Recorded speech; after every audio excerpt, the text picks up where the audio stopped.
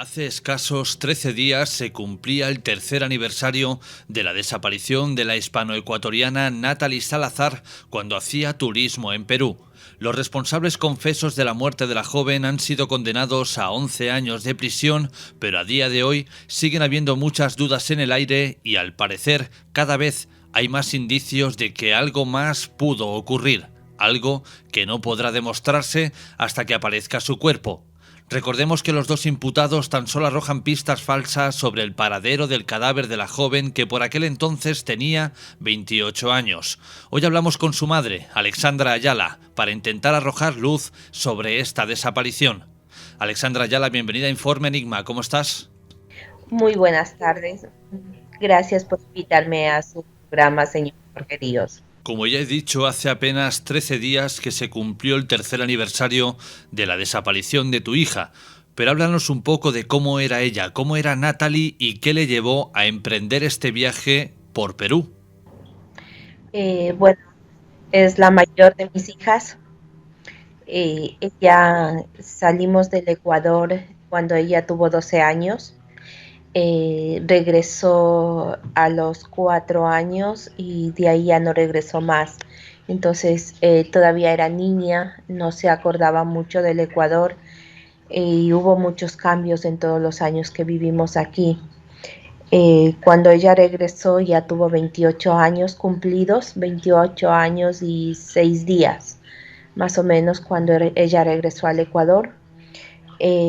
Tenía una meta, ella aquí estudió en el colegio marítimo, deportes al aire libre superior, ella es técnica en deportes al aire libre de riesgo.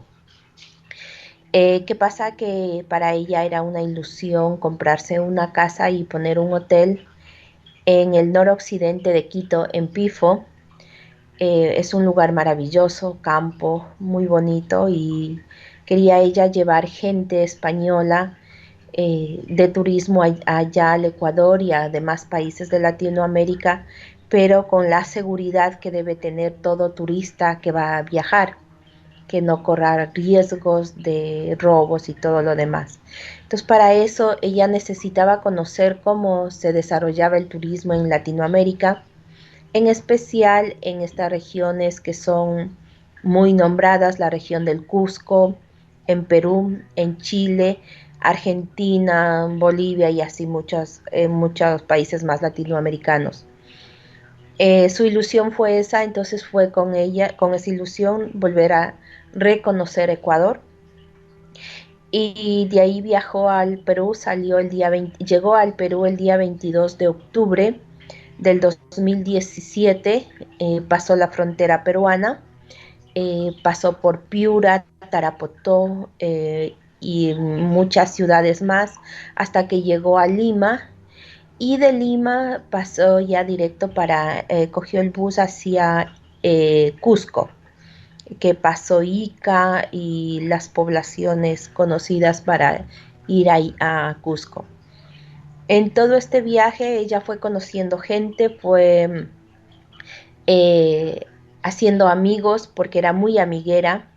Eso sí, confiaba mucho en las personas. Aquí, por ejemplo, algún amigo que le pedía algún favor, ella enseguida lo hacía. Era muy amante de los animales, le gusta mucho los animales, cuidaba mucho de ellos.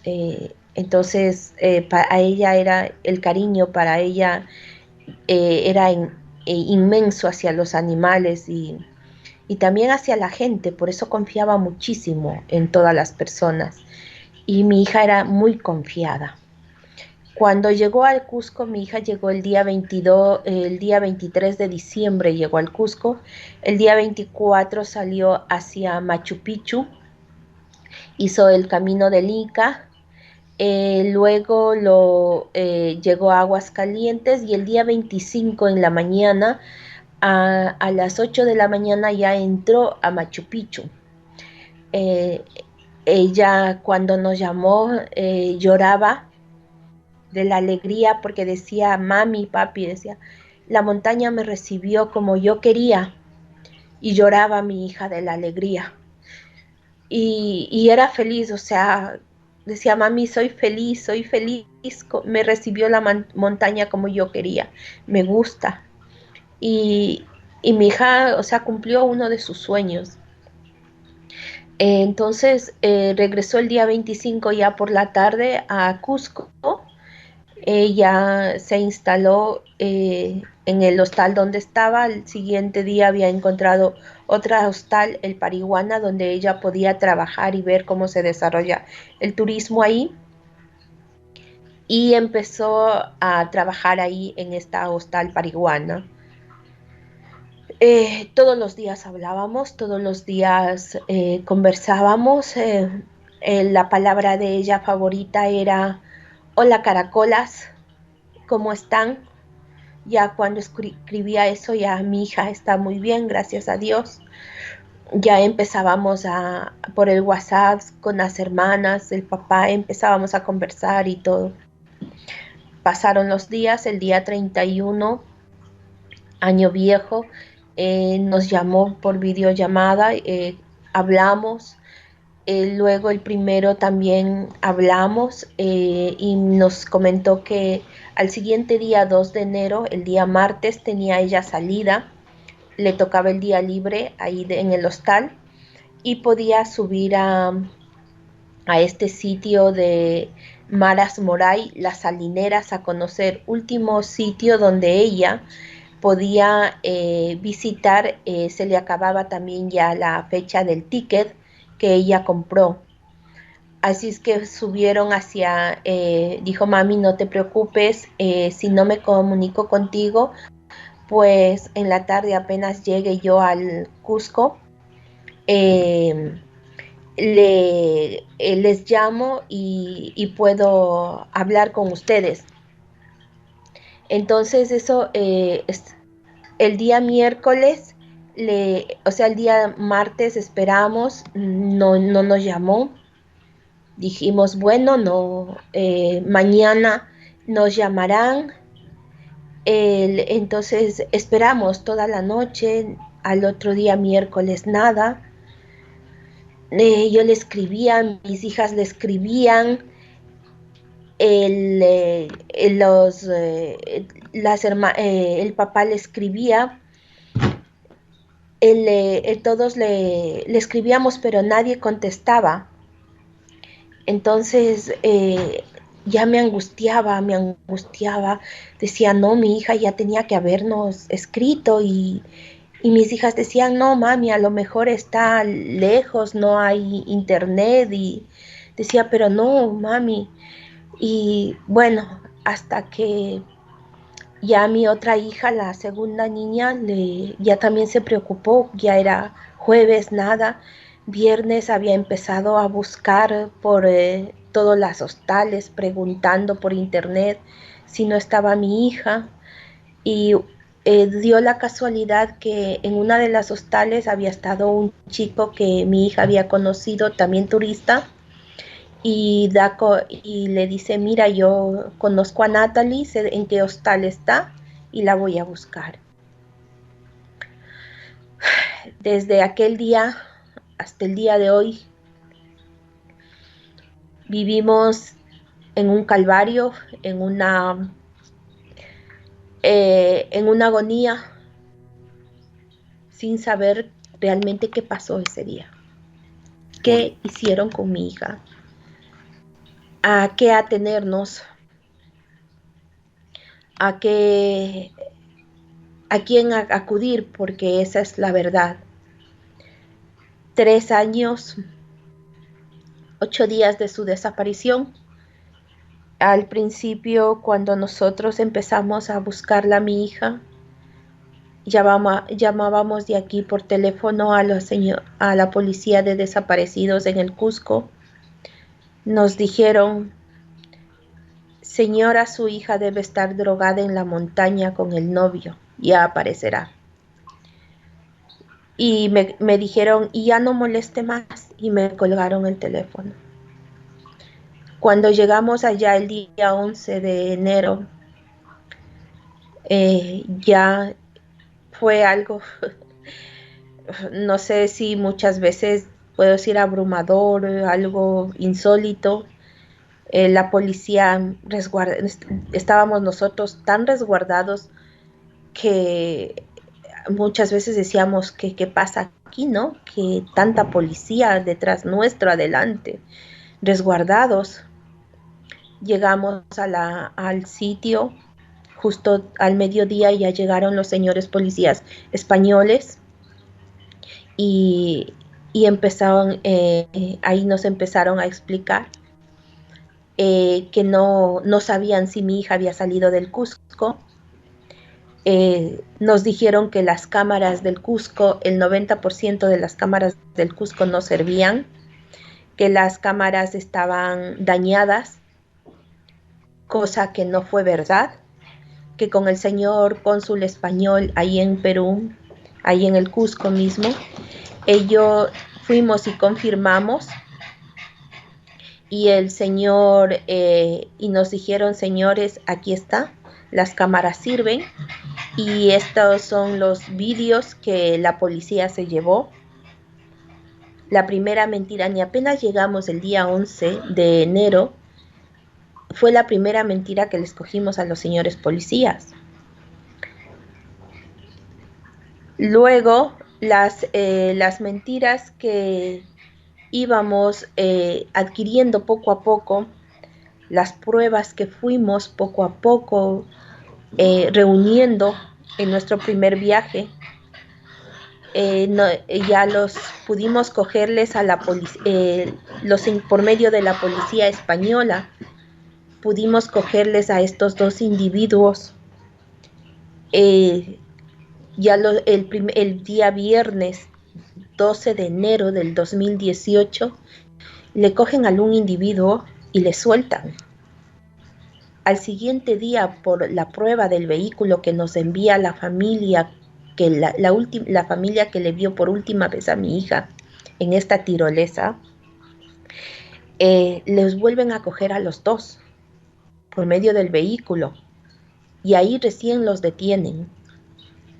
Pero sin embargo, esta gente dice que por ser pobres, mi hija hizo la tirolesa, que murió ahí haciendo la tirolesa, se golpeó contra la torre. Ella murió y por ser pobres ellos cogen, miran hacia el río y deciden tirarla al río. Estaban con el cuerpo de mi hija 5 horas en el vehículo, en la cajuela, hasta tirarle a las 6:30 de la tarde en el río, la cual en todo ese tiempo, según ellos, dice que compran una botella de ron, le hacen beber a mi hija ya muerta, le riegan el licor por el cuerpo y le ponen la botella en su morral para cuando la encuentren a mi hija digan que ha estado borracha y se ha caído al río. Cada versión de estos individuos ha ido con el tiempo yéndose abajo con declaraciones de otras personas. En resumen, tenemos 2 individuos que no quieren decirnos la verdad. Hemos luchado contra la justicia peruana, contra fiscales, abogados nuestros antiguos, contra la misma policía de desaparecidos, contra los señores jueces. O sea, a más de luchar también contra la familia de esta gente y contra estos. Todos estos años hemos venido luchando, pidiendo justicia, por medio de los señores cónsules, en especial el señor cónsul español y luego ya el señor cónsul ecuatoriano. Pudimos obtener a que se siga el juicio porque estos iban a salir de la cárcel ya porque no se seguía un juicio. Pudimos seguir adelante con el juicio. El juicio se hizo por vía Skype. Se les dio al principio 11 años a estos individuos. El abogado de ellos apeló. En la apelación, los jueces deciden quitarles el encubrimiento real, porque según ellos dicen que no hay encubrimiento real. Él les quita 4 años, les deja en 7 años, 6 meses, pero sin embargo el juez dice claramente que les exhorta en un tiempo peritorio a decir dónde está mi hija. Situación en la cual nosotros también le tomamos la palabra al juez, le decimos, el juez también está seguro que mi hija no está en el río.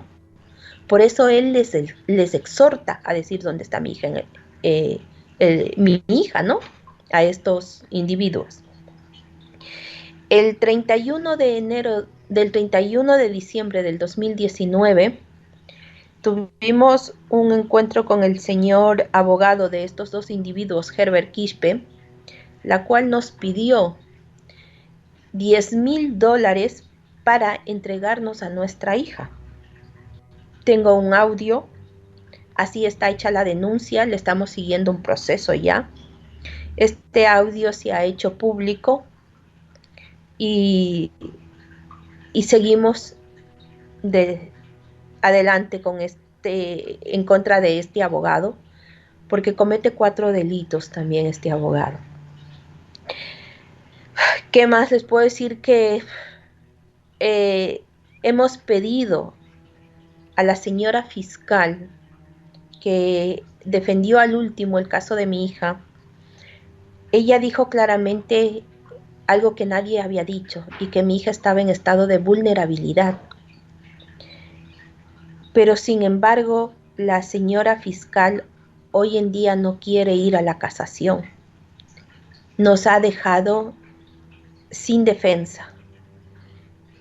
Y definitivamente nos hemos quedado sin defensa para ir a la Corte Superior a Lima, que teníamos una opción, la última opción en Lima, para poder ir a la Corte Superior, pero la señora fiscal no quiso, y ya se ha terminado el tiempo para la casación.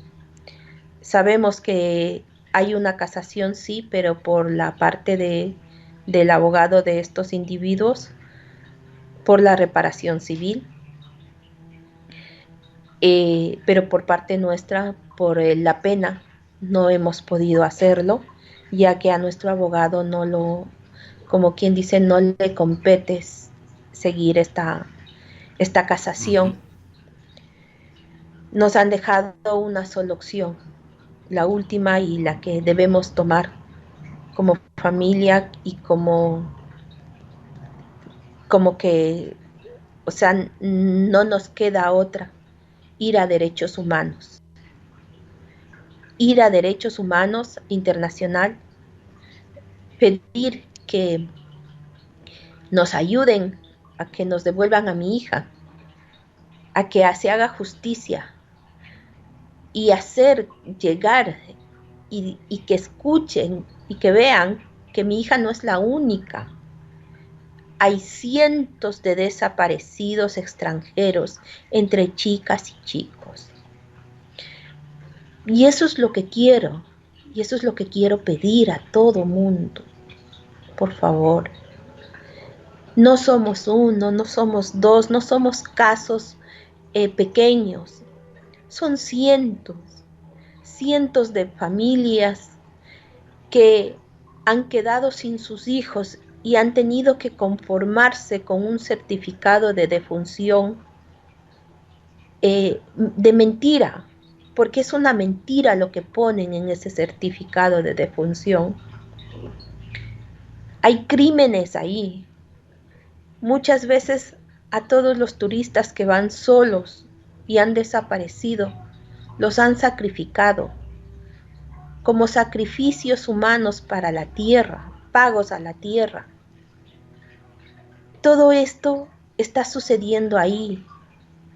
Ahí saben perfectamente las autoridades de estas regiones, lo saben, pero no quieren hacer nada, se quedan callados. De todos los desaparecidos que yo estoy hablando, he pedido a la policía de desaparecidos que se me dé los informes de las desapariciones, pero sin embargo, los señores no tienen ni una sola hoja de ellos. Pero dio la casualidad que yo encontré en el mismo informe de mi hija de un desaparecido en especial, de un desaparecido americano que desaparece el día 8 de enero del 2018 por el mismo sector que desaparece mi hija. De él han borrado absolutamente toda evidencia que se pueda tener en la policía de desaparecidos de ahí del Cusco, como así hay de los demás desaparecidos. Y siguen habiendo desapariciones. El día 9 de septiembre del 2019 desapareció el señor Jean Poltier, el señor sueco. Lo hacen desaparecer también. Y digo que lo hacen desaparecer porque en la parte que él desaparece, en el puente de Pisac, la policía, el cuartel de policía, la comisaría está al lado del puente de Pisac. Hay cámaras, pues lo hacen desaparecer.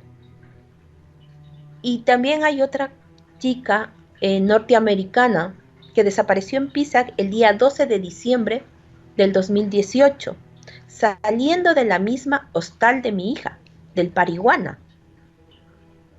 Y así, o sea, es innumerable los casos que uno se ha podido enterar y hemos podido averiguar. Los casos de ayahuasca. Hubieron 15 muertos de ayahuasca en la ciudad del Cusco en un solo mes. El último fue el chico canario. El hombre donde ellos al chico le dieron la ayahuasca, hay una familia de israelíes que lo están demandando, lo metieron a la cárcel a este hombre por la situación de que descubrieron de que este hombre mezclaba la ayahuasca con droga. Y las demás familias no han actuado, tal vez por no conocer la situación en la que los hermanos, hijos o sobrinos, lo que sea, han fallecido. Y siguen, la misma policía no tiene esa empatía en buscar a los desaparecidos. Simplemente te dicen, eres turista, te gusta drogarte, vienes por la ayahuasca y debes estar en un sitio de ayahuasca. Cosa que no es así. No, situaciones que lo toman ellos, como somos turistas, nos tienen que sacar el dinero hasta el último centavo. Y muchas veces los mismos periodistas de ahí del Cusco han dicho, el turista es como un cajero automático. Te sacan hasta el último centavo cuando ya no tienes, o huyes o te matan. Y es la verdad. Esa es la verdad lo que pasa ahí en el Perú. Pero nadie toma cartas en el asunto. Yo he escrito en aquel entonces el señor presidente Vizcarra, le escribí 2 cartas. He pedido que nos ayude, que se encuentre a todos los desaparecidos, pero no hay. O sea, no les importa a nadie. No les importa ni al mismo alcalde, ni a los mismos regidores o gobernadores. No les importa. Ellos se hacen oídos sordos de lo que está pasando en esta región, con tal de que les den dinero suficiente. Y siguen llamando al turismo. Carreteras que no son adecuadas para un turismo. Gente que no tiene estudios para dirigir estos sitios de riesgo, que como son las cuatrimotos, la tirolesa u otros sitios de riesgo que ofrecen como turismo. no tienen ni documentación ni estudios. Se los he demostrado con documentos. He ido a la Disertur con los documentos necesarios. Y en la Disertur me han dicho, señora, gracias a su hija Natalie hemos podido sacar el documento que había desde el 2016. Había un documento para poder obligar a todos estos señores a que se regularice. Es un documento de ley que se regularice todos estos sitios de turismo de riesgo. Pero sin embargo nunca lo hicieron. Esperaron que muera mi hija y sobre todo esperaron que nosotros vayamos a hacer bulla. Porque en estos sitios de riesgo hay un sitio que está en el documento, son pocas, del 100% de los centros turísticos aquí en la región del Cusco, el 90% son ilegales, no tienen documentación. Y el 10% que tienen y están inscritos en la Disertur y en el Ministerio de Cultura, que ellos son los que llevan esta situación de turismo, el 10% hay una empresa de tirolesa que ya tiene 3 muertos y sin embargo sigue trabajando. Y no es muertos por caso fortuito, es por negligencia del mismo dueño, ya que sabe que es un peligro. Esta tirolesa es un peligro, pero sin embargo sigue trabajando. Y a nadie les importa, como vuelvo y repito. A ninguna autoridad les importa y siguen. Hay muchos muertos que han hecho, han pagado y han cogido y les han mandado enseguida haciendo un certificado falso, porque realmente es un certificado de defunción falso, en la que ellos dicen que ha muerto por un accidente fortuito, pero no es así. Es por negligencia de los dueños y negligencia de las autoridades. Alexandra, cuando tu hija decide emprender este viaje hacia Perú, ¿lo hace en solitario o iba acompañada de alguien más? Mi hija se fue sola al Ecuador, pero en Tarapotó se encontró con una amiga. Se hicieron amigas por internet. La chica es de Barcelona. Se dijeron, nos encontramos en Tarapotó, y así fue, se encontraron ahí. Estuvieron 15 días ahí y luego ya viajaron juntas. En Lima se separaron porque la amiga se iba por otro lado y mi hija se iba ya directamente para Cusco. Pero sin embargo, en el Cusco volvieron a encontrarse con la amiga. Tal es así que cuando mi hija desaparece, nos comunicamos con la chica, y la chica enseguida de donde estuvo, ella estuvo en Calca, en una comunidad indígena, haciendo turismo rural. Ella enseguida sale y le empieza a buscar a mi hija con otro amigo valenciano también, español. La empiezan a buscar y a poner fotos, o sea, carteles buscándole a mi hija. Ellos son los que le empiezan a buscar a mi hija. Cuando tu hija decide emprender este viaje, ¿ella o vosotros mismos sabíais el riesgo que corría yendo a este lugar? No. Según todos los reportes, por ser la séptima maravilla, era lo mejor. Decían que hablaban de lo mejor, ¿no? Y ahora no sabemos en qué aspecto, lo mejor en conocer, más no en seguridad, más no en una confianza tal y hacia la gente, hacia los que dirigen estos sitios, no hay una seguridad.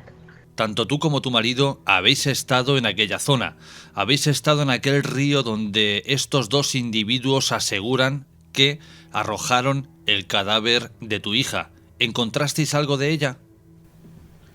Encontramos cuerpos de otras personas. Sí, hemos encontrado. Tal es así que cuando fuimos a buscar a mi hija de las tantas veces, nos encontramos con un comunero del kilómetro 83, que el Señor nos dijo, cruzaba por el camino del Inca, y nos dijo el Señor, en el kilómetro 83 donde yo vivo, hay una isleta en el río, y ahí pescamos nosotros, y todos los cuerpos van a parar ahí. Encontré 3 cuerpos en diciembre del 2017. Avisé a la policía a Machu Picchu, se los llevaron allá. Y que él había ido por febrero más o menos a buscar, a preguntar si ya han reclamado esos cuerpos. Y le habían dicho que no y que estaban en una fosa común. Entonces me dijo, madre, porque allá te llaman madre. Me dijo, madre, tu hija no está aquí. Estos malditos, si la mataron, la enterraron por ahí mismo.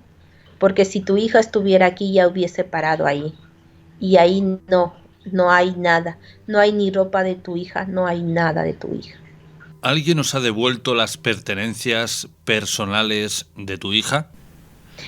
Todo lo que ella llevaba, lo único que pudimos, como quien dice, entregaron estos, porque han estado vendiéndolo, fue el teléfono de mi hija, que lo destrozaron porque ellos lo estaban ocupando.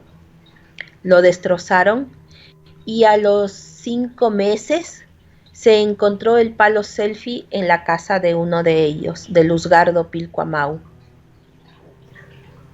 Lo demás no hay nada, ni documentación, ni chaquetas, nada. Y pese a que el juez les ha dado un tiempo para poder decir dónde está el cadáver de tu hija, estos 2 señores siguen guardando silencio, siguen sin decir dónde se encuentra realmente. Así es, no quieren decir dónde. Cada vez que yo les he preguntado, porque he tenido la oportunidad de preguntarle, en especial a Luzgardo, me ha dicho que no es culpa de él, que es culpa de Jainur, y me juró por su hija que no, mi hija estaba en el río. Le dije que no, que era mentira. Y hubo una ocasión que yo hablé con la mujer de Luzgardo, y la mujer de Luzgardo nos dijo a mi esposo y a mí que no podían hablar porque estaban amenazados de muerte, ella y su criatura, la que iba a nacer en aquel entonces, y que por eso el marido no podía hablar. Estaban amenazados de muerte. Muy interesante, pero he aquí la pregunta, ¿no? ¿Por quién estaban amenazados de muerte y quién tiene el interés de que el cuerpo de tu hija no salga a la luz?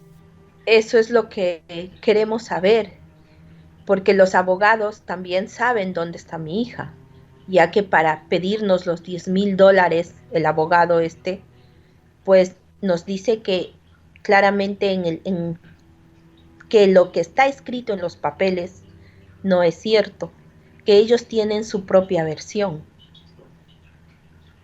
Entonces, ¿qué versión tienen? ¿Dónde está mi hija?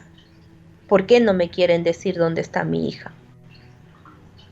Dices que has podido hablar con uno de estos 2 imputados. ¿Cómo fue ese encuentro con esta persona?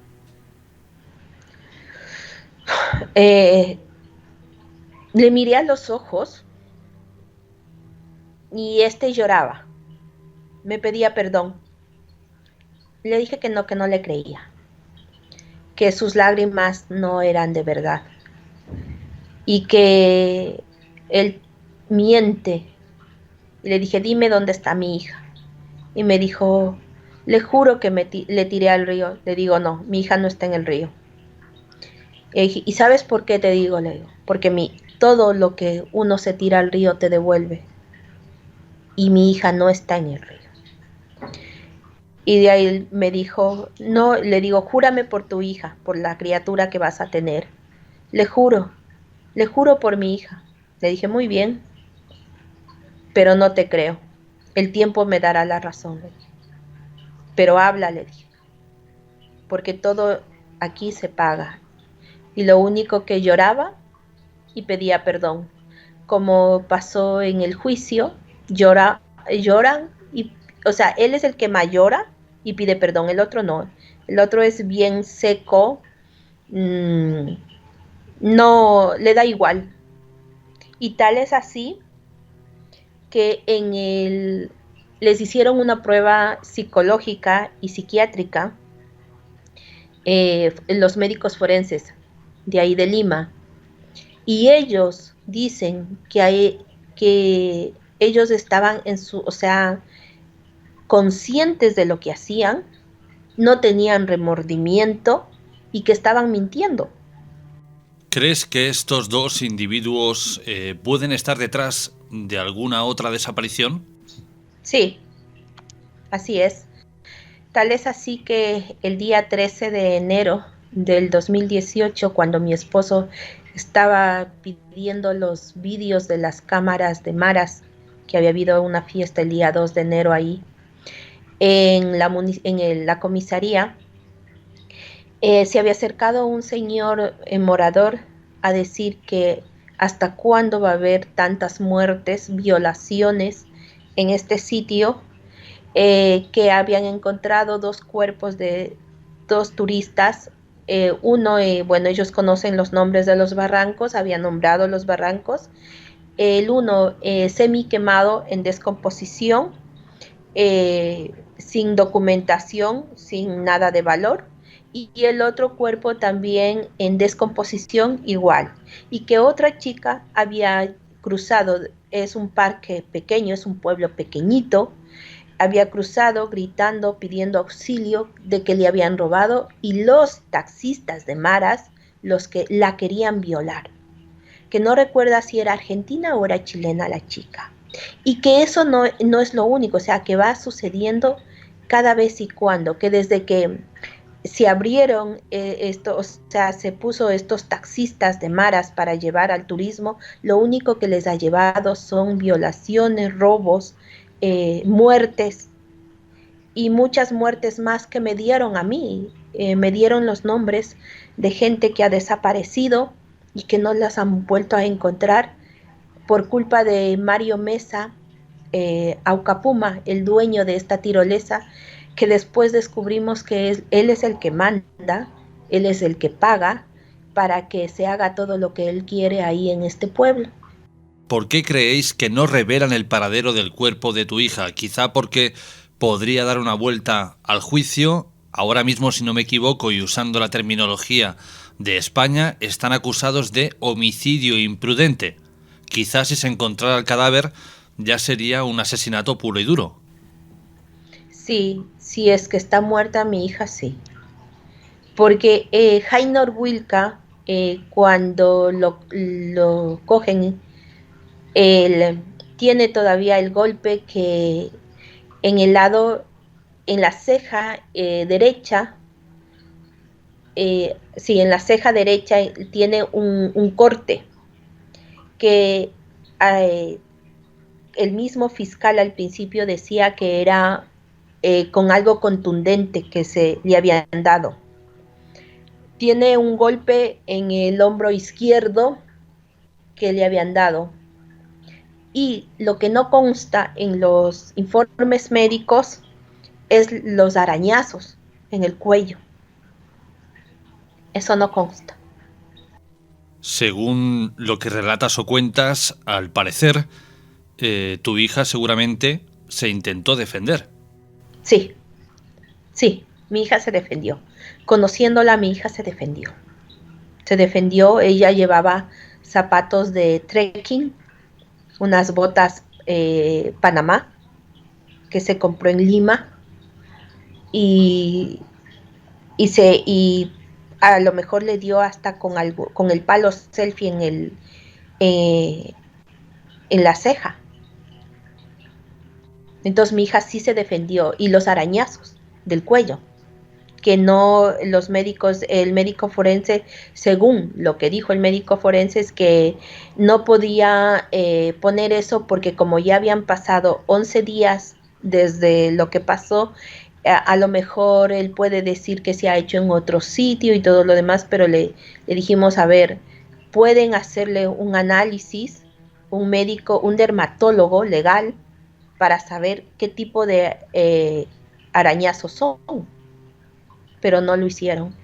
Vamos llegando al final de nuestra charla y esta es una historia que al parecer, bueno, pese a que ha ocurrido hace apenas 3 años, es una historia que permanece un poco olvidada, un poco rezagada, ¿no? No está siempre en cabecera de los más media de comunicación.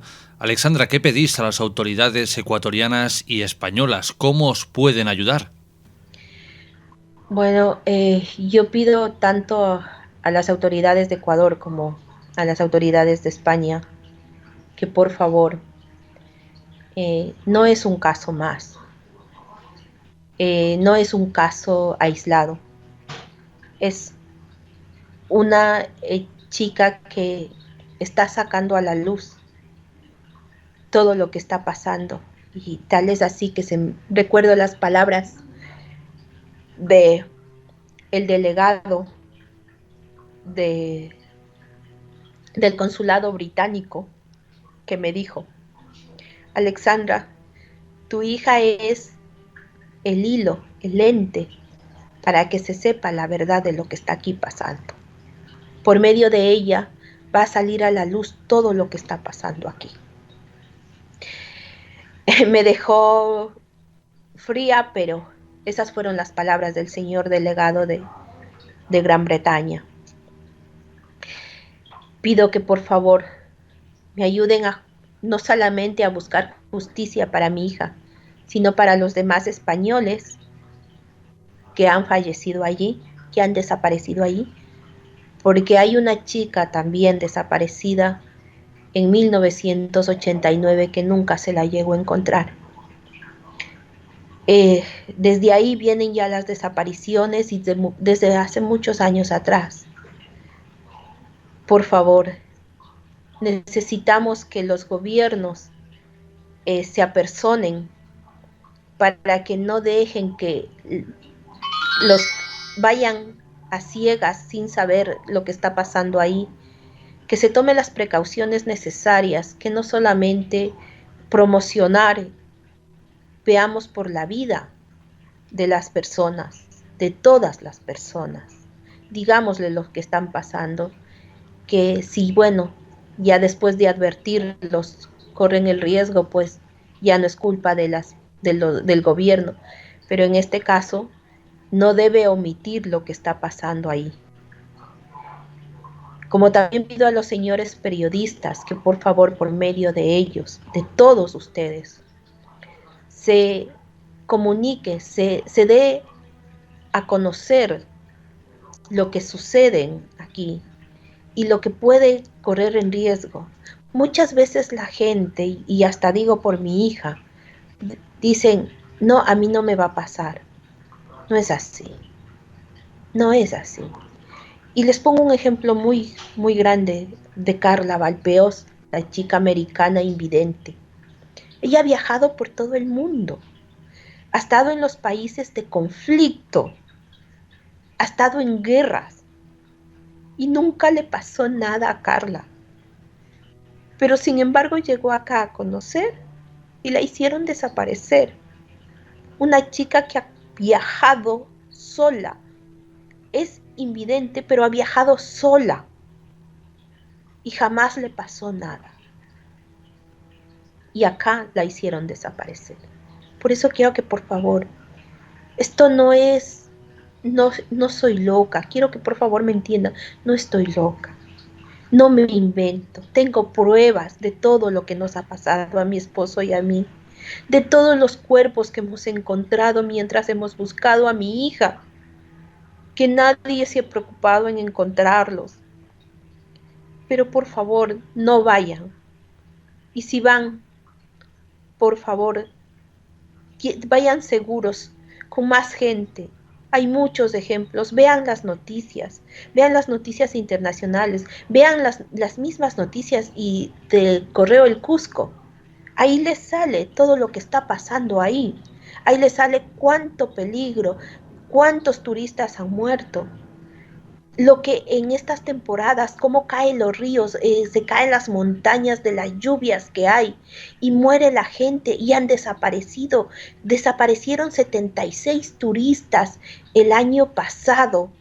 Hace un año desaparecieron 76 turistas y nadie dijo nada. Nadie sacó a la luz en el Waipo que hubo. No sacaron a la luz de eso. Es un peligro, por favor. Por favor, ayúdennos a que se haga justicia y no solo eso, que se nos devuelva a cada uno de nuestros hijos, que se me devuelva a mi hija, que podamos obtener tanto justicia como a mi hija. Aquí no estamos hablando de dinero porque he visto y me han dicho ahí que por dinero estamos nosotros siguiendo el caso. No, señores.